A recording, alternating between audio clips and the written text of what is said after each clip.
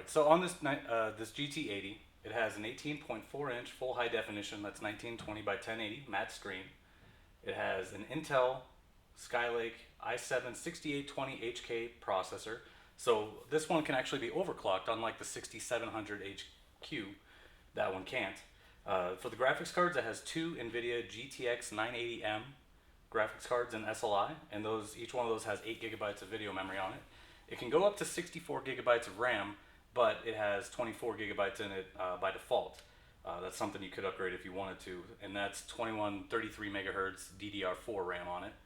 And then it has, for storage space, it has two of the 128 gigabyte PCIe SSD M.2 drives in there for the solid states, and those are in a RAID 0 configuration.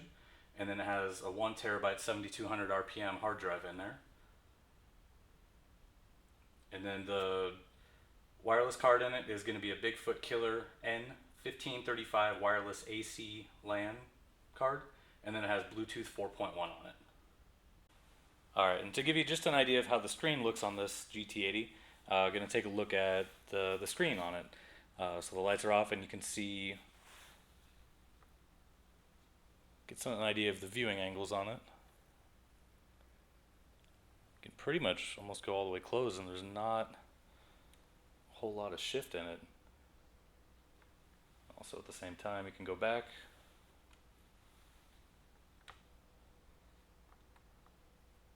And even from the sides, if we rotate it out here,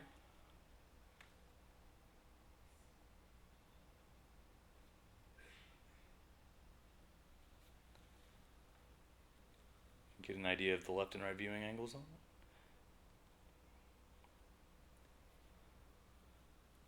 But overall, it doesn't really shift the colors that much when you look at it from different angles on it, so overall, pretty good.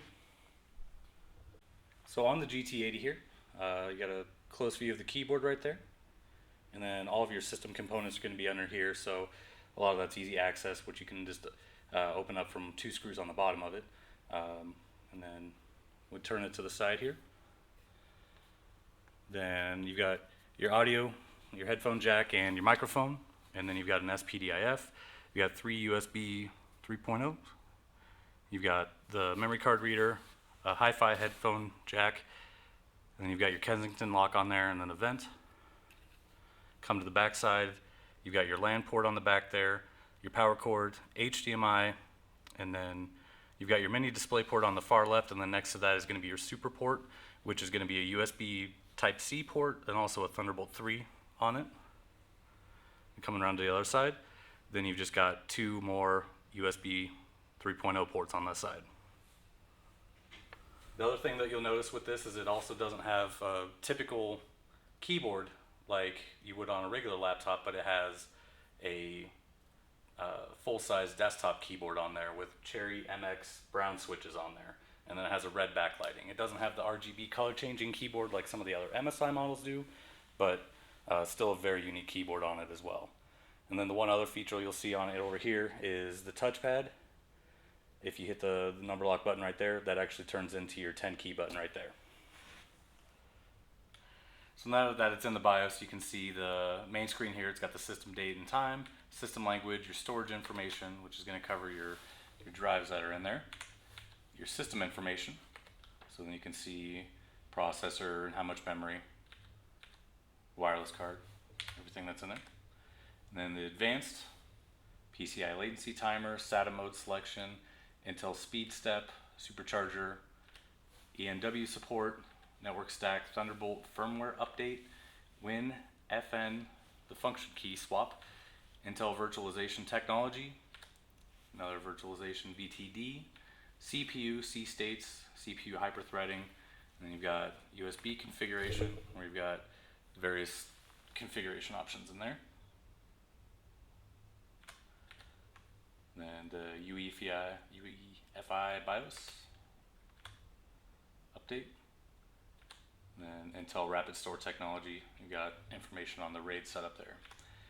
Then on this one, since it has that i7-6820HK processor in there, it's one of the few models that actually has the overclocking option on a laptop here. So You can go through there and adjust your ratio, your clock frequency, and go through and do your overclocking just within that right there. And then you've got your boot options.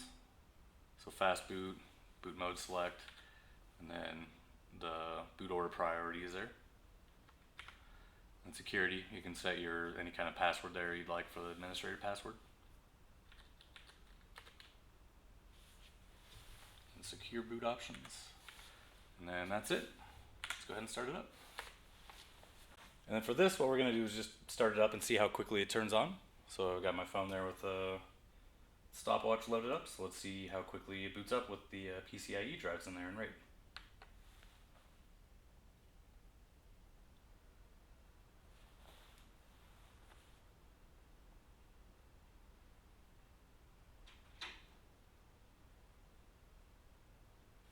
There you go.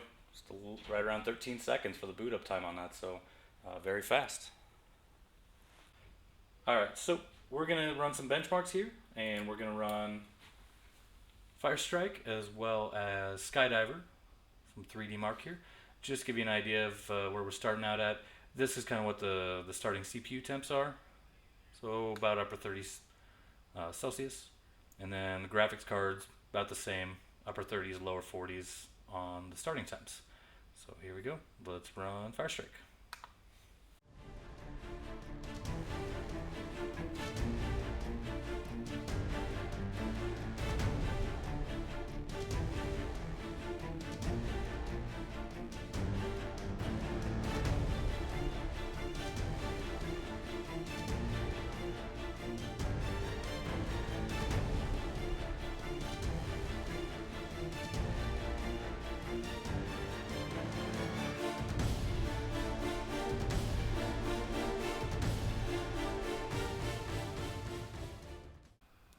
Alright, so it looks like Firestrike has finished up here, and let's take a look what we got.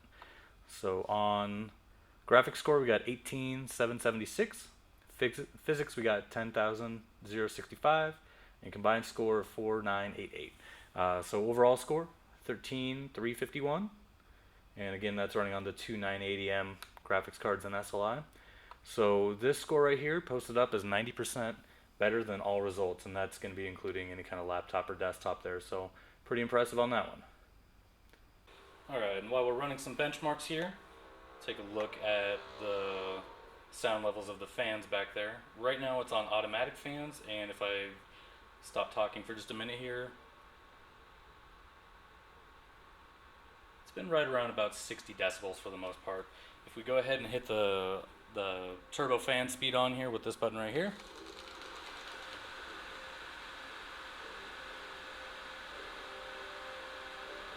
jump up to about 72 decibels, but that's going to be the max cooling that you can get out of it right there.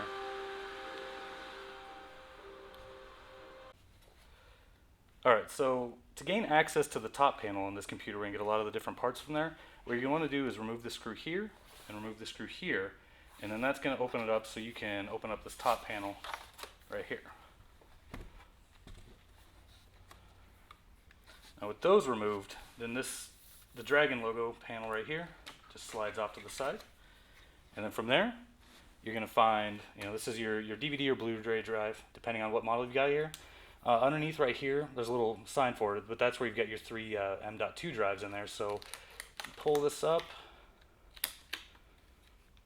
then you can see the two drives that are mounted in there, and then a little plate to cover it with some thermal pads. Put that back down. And then right here you've got two of your slots for RAM. You've got your fourth M.2 slot right here, and then your hard drive right there. You've got your speakers just right there as well. And that's pretty much what you're looking at to get to a lot of the easier access points to upgrade. Alright, and then on the bottom of this GT80, you've already undone the screws here, but take out the screws and then the bottom panel pulls up like this. And then from there, you would have access to two more slots of RAM. You've got your speaker right there. This is the bottom side of the keyboard. That's going to be your battery. And then your fans for each one of the GPUs right there. And then you've got your CPU right there, and then the SLI bridge that goes through on the middle on that.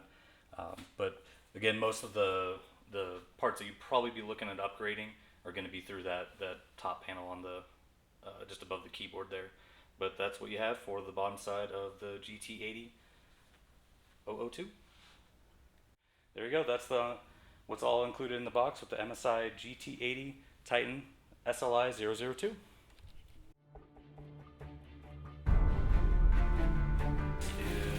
in this black folder. What this is actually an MSI Dragon mouse pad. So it's a black and then it's a red mouse pad that goes right there. On this side here, just open up the flap on the bottom.